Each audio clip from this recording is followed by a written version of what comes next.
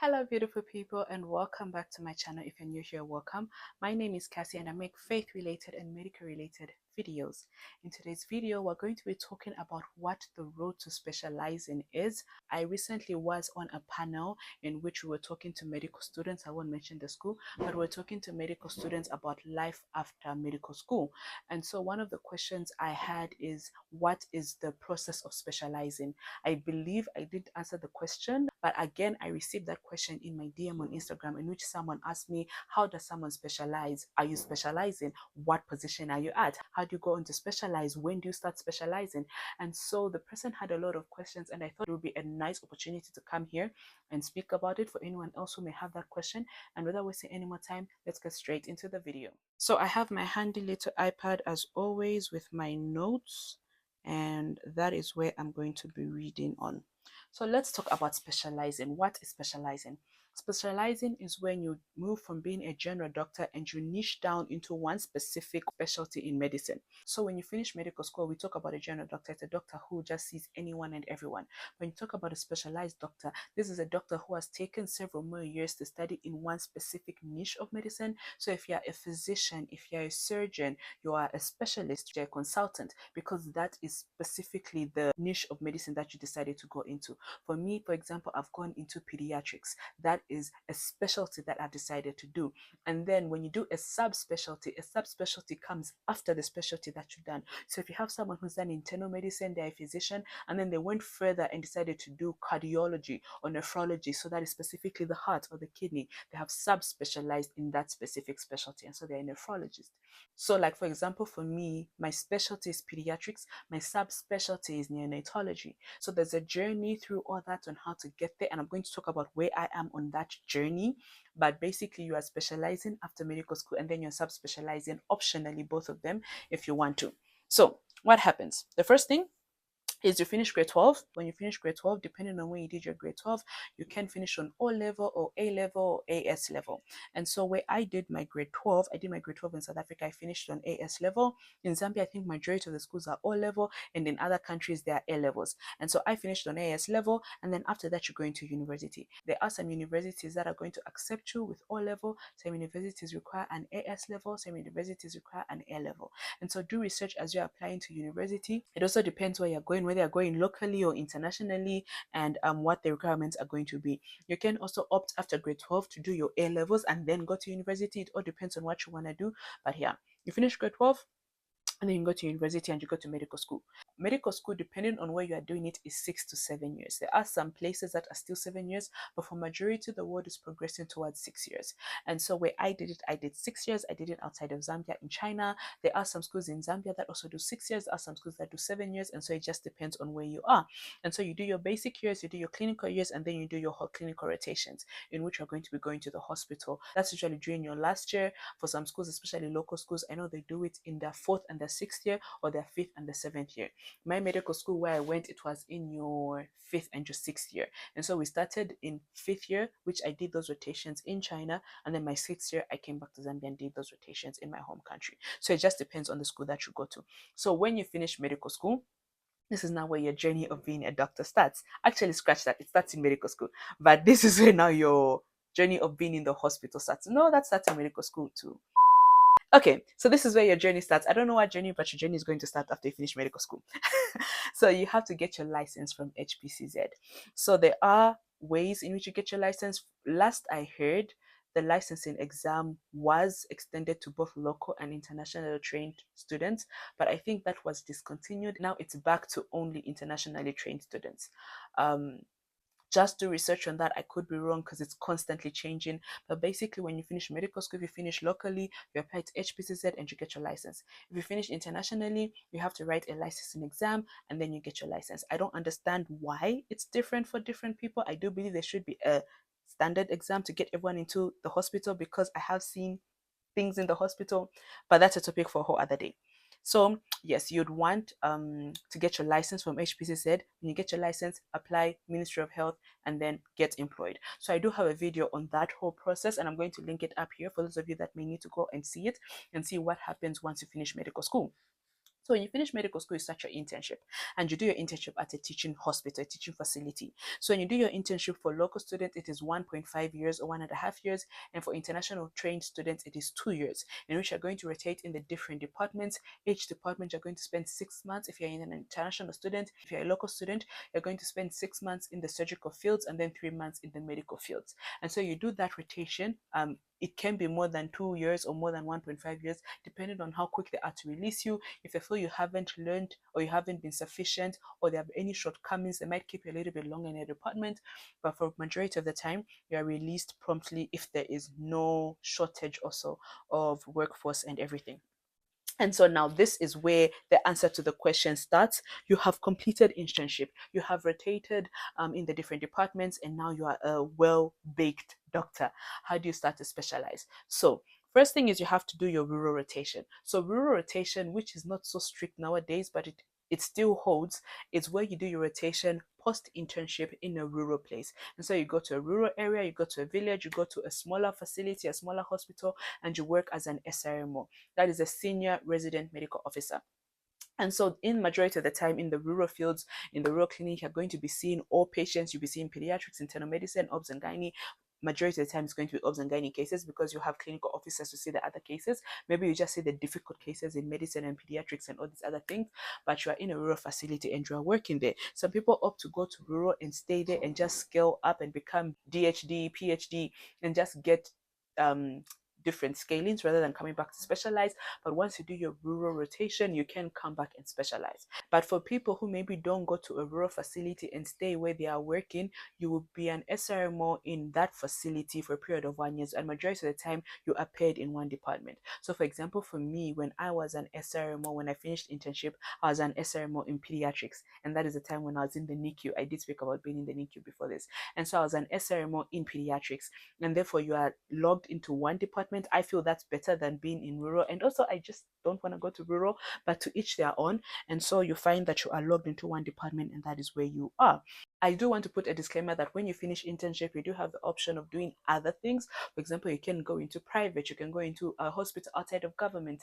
There are different options that you can pursue. I did make a video on this and I'm going to link it up here. You guys can watch it. But there are different options that you can pursue after internship of what you want to do. I'm talking specifically about someone who wants to specialize and you're working under the government sector or you're a civil servant. If you do decide to branch off at this point and go into private or anything, you're going in as an SRMO, as a senior resident medical officer, not as a specialist, not as a consultant. You're going in as an SRMO. And so that's another thing to point out that is of use. When you finish your rural rotation or you finish your SRMO rotation in your facility, you can now go into specializing. So currently in Zambia, we have two modes of specializing. You can go either via MED or you can go via STP, which is a specialized training program. And so MED is the Masters of Medicine in whatever specialty that you are deciding to do. Currently in Zambia, there are two facilities that offer MED, and that is UNZA, University of Zambia, and CBU, Copperbelt University. You can specialize and get an MED. Of course, both universities have got specific masters that they offer. So if you want something that is not offered at that facility, you may have to opt to go internationally, or you can choose from the get-go to go internationally and go to a different university and get your masters in whatever it is that you want to do. So when you do a masters, it is 4 years for majority of the time. I do know there are some facilities internationally that offer 3 years, but for majority of the time it is 4 years plus. If you want to do a surgical rotation, it can even be longer than 4 years. In other facilities or international facilities, it goes up to like 6-7 years for a surgical specialty, but for majority of the time your masters is going to be 4 years. One thing to note is that if you do decide to do a master's, you are going to be self-sponsoring yourself. You're going to be paying your own school fees. Before, it used to be that when you have done your rural rotation, you get study leave. When you get study leave, the government funds your master's and pays your fees. But that is phasing out in the wake of STP. And so if you do decide to do a master's program under a university, you'll be paying your own school fees out of your own pocket. And that's something important to remember. And that's why many people actually don't even opt for it anymore, because of the fact that you have to pay. The benefits of a master's is that there is global recognition. A master's degree is going to be recognized globally from UNZA, from CBU, from an international school. So long as it's accredited, it's going to be recognized globally. You are going to be a specialist, you're going to be a consultant, you're going to be an attending in literally every country because that is your level of qualification. The other thing is you'll get a consultant license. Once you complete your master's, you get a consultant license from HPCZ, meaning that when you practice, you're going to be practicing on a consultant license. And that qualifies even when you go to other facilities. When you opt to go to private, after that, you are going as a consultant. And even the pay grade is different because you're a consultant. And so, yeah, that is one option. So you finish internship, you do your rural rotation, and then you go and do your MEd, which is a university. You go for 4 years, you specialize, and then you come back and you're a consultant. The second way of specializing is to go via STP. So STP is a specialized training program which was introduced by ZACOMS, I think in 2019, if I'm not mistaken. That's when they introduced it. And so it's fairly new. It is found at several facilities in Zambia. You have to just see what facility offers what, depending on what you want to specialize in, and go to that specific facility. And so if you want to do internal medicine, you want to do surgery, you want to do obs and gynae, just find a facility that offers that. If the facility that you are at already offers that, majority of the time you will stay where you are. But if you want to do something that is not offered at your facility, for example, you want to do ENT, which is not offered at my facility. There's a girl that wanted to do ENT. She went to a hospital in Lusaka that offers ENT. And so this is also 4 years. It is more of a fellowship, so there's more of a practical aspect. You're going to be in the hospital a lot. You learn in the hospital. You have classes, you have tests, but for majority of the time, you spend a lot of time in the hospital. It's very practical paced. Fees are supported, which means that Ministry of Health funds your fees, so you don't actually have to pay school fees. There are some fees that you pay. You pay for exams, you pay for registration, you pay little administrative fees, but for majority of the time, the actual fee, the actual bulk of the fee is covered by government. The disadvantage of STP is that it is limited recognition, but it is currently growing. I will say that because it is fairly new, recognition has been very limited in that the paper that you get after you graduate was previously only recognized in Zambia, meaning that that paper does not qualify you. When you go outside of Zambia, it is not sufficient enough to say I'm specialized in this specific specialty. It was only recognized in Zambia. But from what I heard, don't quote me, I need to do further research on this. It is a growing specialty. It is a growing recognition in that now it is recognized in the Eastern countries. In the Eastern African countries. I do need to do research on that, but that's all to say that it is currently growing in recognition. It only stands in Zambia, but it is obviously growing in recognition to different areas. When you finish this, after the 4 years, you get a specialist license. You don't get a consultant license from HPCZ. When you get your specialist license, it does carry a weight. You are a specialist, you are still skilled in what you have studied, and you're able to be hired at different facilities within Zambia, both private, mine, and government, because you are recognized based off the license that you practice on. So there are both negatives and positives when you decide to do MEd or STP, depending on what you want to do. But that is up for everyone to discuss. You can choose what you want to do, depending on if you have the money to fund yourself, if you don't have the money to fund yourself, if you are planning to go and study abroad outside of Zambia, if you're comfortable staying in Zambia for the rest of your life. It just depends on what you want to do. And then after that, when you finish specializing for those 4 years, now you move on to your subspecialty. The subspecialty can take another 2-3 years, depending on what your subspecialty is. For majority of the time, it's actually 2 years, but just depending on what your subspecialty is, you can go further and specialize in that, and then you're going to be niched to that specific specialty. When all this is done, you are now specialized and you're a consultant, and now you start practicing as a consultant, and you can call yourself a master of whatever skill it is that you have decided to go into. So where am I on this journey? I finished medical school. I got my license. I did my internship and I completed my internship. I did not go to rural, but I did work as an SRMO in my current hospital.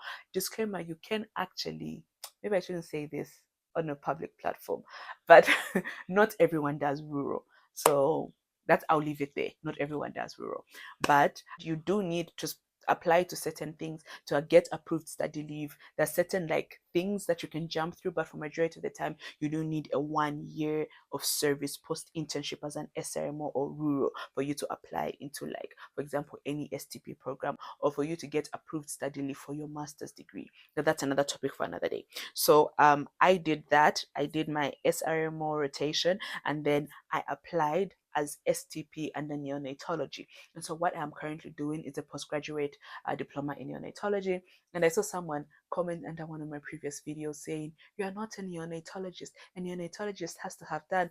It was a whole mess. But I had to clarify that I call myself a neonatal fellow and not a neonatologist because of the different qualifications of what that requires. I spoke about how even you have different licenses that you practice on. It is a whole topic. But I did STP under neonatology, which I wanted to do because I love it. For pediatrics, I am currently pursuing an MMed, a Masters of Medicine in Pediatrics. And so that's something I'm going to get into when I do my career update a little bit later on in the year. But there are two separate, totally separate, different things. But yeah, one is a master's, one is STP program. But at the end of the day, they complement each other, and there are benefits and risks and cons of each one of them. So basically, that's where I'm in my journey. I'm currently specializing. I am currently doing STP and currently pursuing MMed on one side. And so you can do both. But for the majority of the time, for people, if you're going to do a specialty like surgery, or you're going to do internal medicine, there is no benefit in actually doing both, because you can't do a mid and STP at the same time. You might as well choose one. I'm doing it my way because of certain specific reasons: financial reasons, time reasons, accessibility reasons, which I'm going to talk about once again once I'm ready to share. But I'm doing it in that way because it was my preference. But for majority of the time, you would choose to do one or the other. You will not do both, if that makes sense. So yeah, guys, that is the road to specializing. I hope this has made sense. That is how you become a consultant. That is how you get a consultant license. That is how you become a specialist. And so I hope that has made sense and that has helped someone who may have had a lot of questions in regard to this. If you did enjoy this video, please go ahead and give it a thumbs up, and I'll see you guys in the next one. Thank you so much for watching. Bye.